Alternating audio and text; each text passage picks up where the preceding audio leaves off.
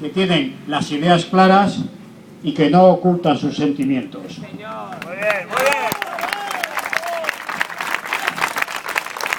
Tuve ocasión, cuando estuve destinado aquí en Barcelona hace 35 años como teniente en la Compañía de Operaciones Especiales número 41 en el cuartel de Brut, más tarde ya de capitán en el Batallón de Cazadores de Montaña Cataluña 4 en Berga, de poder conocer a fondo Cataluña.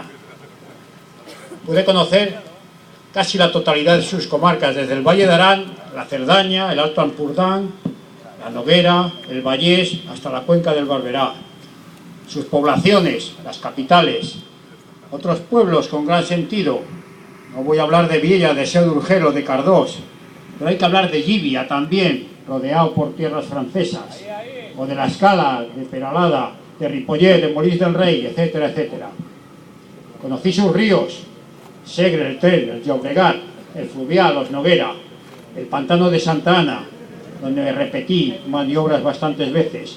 También sus montañas, no solo los Pirineos grandiosos, sino la Sierra del Cadí, Montseny, el Montsant, y sus picos, a los cuales subía muchos de ellos, el Puigmal, la Torre del Cadí, Pedraforca, su costa, la Bahía de Rosa, las Islas Medas. ¿Para qué hablar de los monumentos, de las catedrales, de las iglesias, de las ermitas, de Montserrat, donde he cantado numerosas veces el Virolai, o del Tibidabo, de sus parques, de sus masías en el campo? Por eso tengo que decir que si antes ya lo estaba, desde entonces sigo enamorado de Cataluña. Tiene una atracción especial, su geografía, su historia, su cultura, el folclore, la gastronomía. Sus gentes, desde luego, gentes que eran algunos de origen catalán, también muchos provenientes de otras zonas de España, que vivían perfectamente mezclados sin diferencias. ¿Y qué hablar de los soldados catalanes que estuvieron conmigo en estas unidades, mezclados con los soldados de otras partes de España? Esa unión en el servicio militar les daba la posibilidad de conocerse entre ellos, de entenderse, de apoyarse, de complementarse, de creer también en el esfuerzo común y de sentar un futuro viable para España. Las relaciones con la población eran excelentes y con las autoridades, pero si participábamos en todo, a través de ejercicios, maniobras, actividades, celebraciones, apoyos en las dificultades, apoyos en las festividades. ¿Para qué hablar allí en Berga de la Patum? Si era el ejército, el batallón de Berga el que le daba más vida en aquellas épocas. Y no hablemos ya de los desfiles en Barcelona, rodeados del entusiasmo y del apoyo popular. Hay que ver cómo aplaudían, cómo vitoreaban, con qué orgullo marchaban nuestros soldados por las avenidas de Barcelona.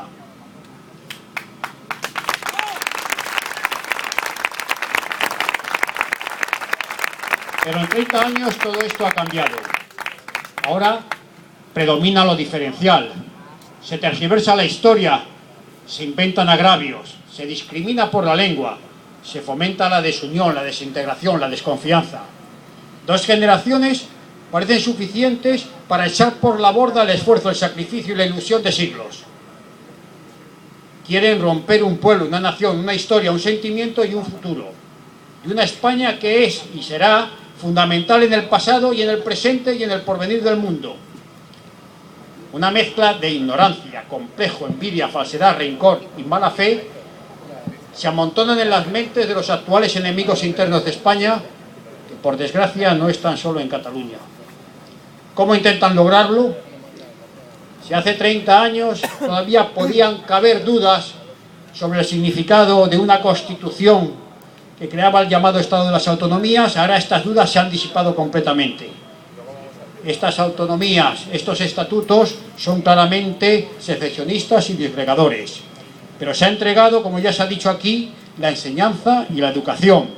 Se discrimina también y se ha creado la desigualdad entre las distintas comunidades, en obligaciones, en derechos, en libertades. Se ha suprimido el servicio militar obligatorio. Ha desaparecido de la vida pública la institución castrense. Una permanente campaña de los medios que ha buscado siempre el enfrentamiento, la duda, la rivalidad entre comunidades, desarrollada con una permanente campaña en los medios de comunicación. Por último, la absoluta falta de fe de nuestros dirigentes en España, con la ausencia de actuaciones que consoliden por dentro y hacia afuera a nuestra patria. Y esto que estoy diciendo no es política partidista. Esto es hablar de la esencia del ser o el no ser de España. Ahora resulta que España es una marca.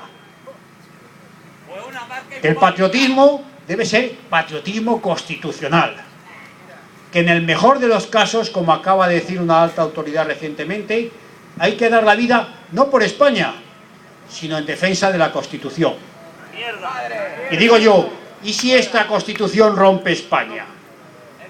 Y en el caso de que tengamos que dar la vida por el Cantón de Cartagena, o morir por la OTAN, que es la única organización que dispara y arroja bombas, aunque no sepamos qué intereses defiende. Y por favor, que no nos hablen de catalanofobia. Para nosotros, amar a España es amar a Cataluña, y amar a Cataluña es amar a España.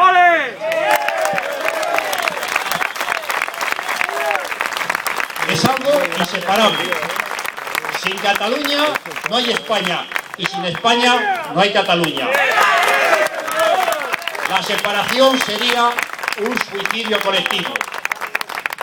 Si algún día, que no será, lo lograran, que cambien sus nombres, que ya no se llamen España y Cataluña, que se inventen otros. Los auténticos habrán quedado para la historia.